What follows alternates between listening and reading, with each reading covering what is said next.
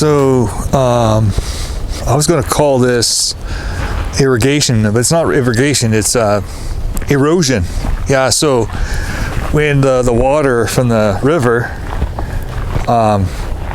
erodes the earth underneath and this starts falling into the river, they're going to have to reroute this trail so people don't fall into the water. But this happens a lot along rivers, and it's amazing how we can adapt, right? I mean, the city is pretty good about monitoring. They got some red tape there. It's been there for a while, and it reminds me of Peter, the apostle.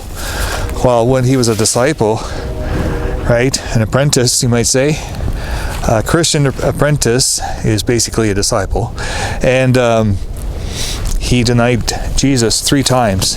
And I'm going to stand into this partial erosion, but it looks pretty stable, so I'm not in people's way. Here we go. And so Peter, at least 3 times within the hour he denied Christ, and that's pretty much an erosion of his path, his walk, right? Because it was pretty intense, and nonetheless Peter repented, right, and changed.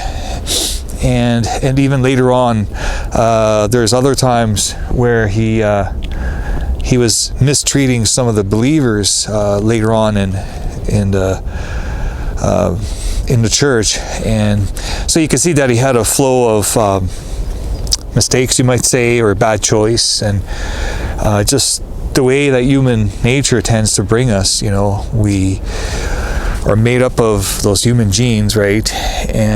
But nonetheless, God doesn't give up on us if we make if we make a mistake, or if we make the wrong decision. And I make those erosion on my path all the time, even today.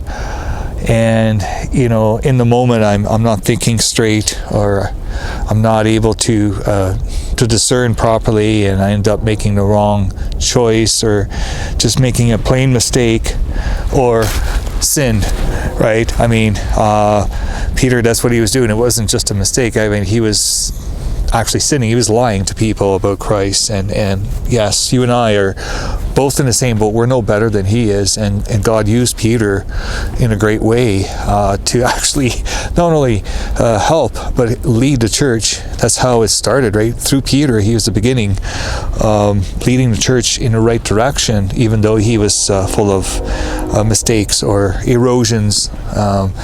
And as I was looking at this, it's even these trees, they eventually fall into the river, right? Look at this. They got the roots obviously exposed, and a lot of times those mistakes that we make, those sins that we create, it exposes the root of the whole matter, right? So I think the difference between Judas Iscariot and Peter is Judas didn't really repent, in the sense that he